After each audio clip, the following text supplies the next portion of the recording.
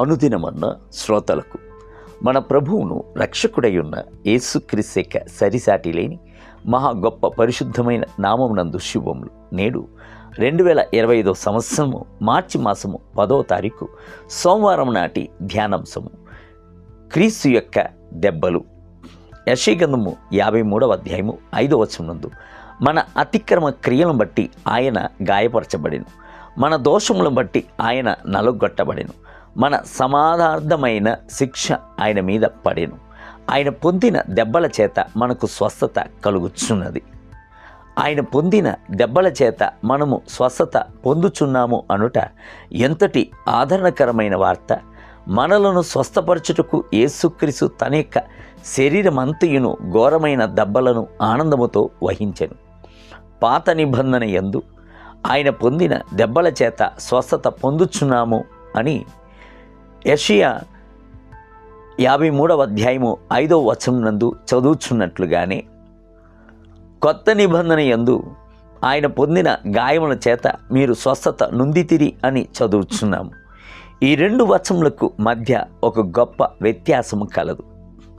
ఆయన పొందిన దెబ్బల చేత మనము స్వస్థత పొందుచున్నాము అని చెప్పుచున్నప్పుడు, వ్యాధి వచ్చిన తర్వాత ఆయన యొక్క దెబ్బలను ధ్యానించి, ప్రభువా నీ యొక్క దెబ్బలు పొందిన హస్తమును నాపై ఉంచి నన్ను స్వస్థపరచుము అని గోజాడి అడిగి దైవిక స్వస్థతను పొందుకొనుటై ఉన్నది. అయితే గాయముల చేత మీరు స్వస్థత నొందితిరి అను మాట ఇంకా లోతైనది. యేసుక్రీస్తు శిలువయందు ఎన్నడైతే దెబ్బలను వహించెనో అప్పుడే మనము దైవిక స్వస్థతను ఆరోగ్యమును పొందుకున్నాము అనుట అర్థమునై ఉన్నది. అది మనయందు పరిశుద్ధత గల విశ్వాసముగా క్రియ చేయుచున్నది.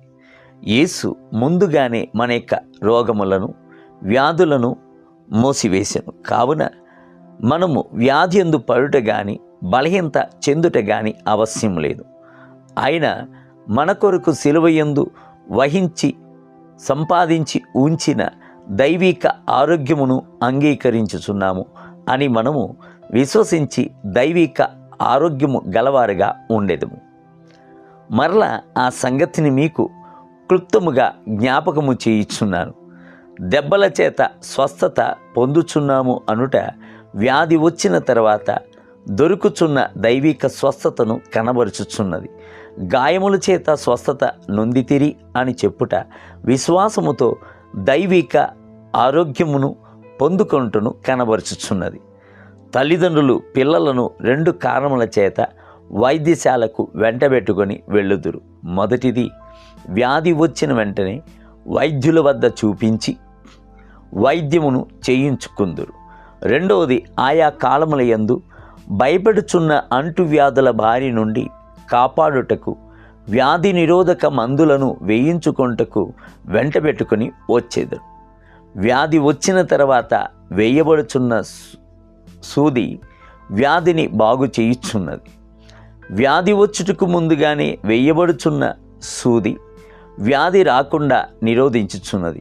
అదే విధముగా యెషయా గ్రంథము 53వ అధ్యాయము 5వ వచనం నందు చెప్పబడుచున్నది వ్యాధి వచ్చిన తర్వాత ఇవ్వబడుచున్న ఔషధమై ఉన్నది. మొదటి పేతురు పత్రిక 2వ అధ్యాయము 24వ వచనం నందు చెప్పబడుచున్నది వ్యాధి రాకుండా ఉండుటకు వేయబడుచున్న వ్యాధి నిరోధక సూది అయి ఉన్నది. దేవుని బిడ్డలారా, యేసుక్రీస్తు యొక్క దెబ్బలను ధ్యానించి చూడుడి. అది మీకు దైవిక స్వస్థతను ఆరోగ్యమును అనుగ్రహించును. నేటి ధ్యానమునకై ప్రయాసపడి భారము మోసుకొనుచున్న సమస్త జనులారా, మీరందరూ నా యొద్దకు రండి, నేను మీకు విశ్రాంతిని కలుగజేతును. మత్తయి సువార్త 11వ అధ్యాయం 28వ వచనం. నేటి వేద పట్టణము ఉదయము ద్వితీయోపదేశ కాండము 11, 12 మరి 13 అధ్యాయములు. సాయంత్రం మార్కు సువార్త 12వ అధ్యాయం 1 మొదలుకొని 27 వచనములు. ప్రభు మిమ్ములను దీవించునుగాక. ఆమేన్.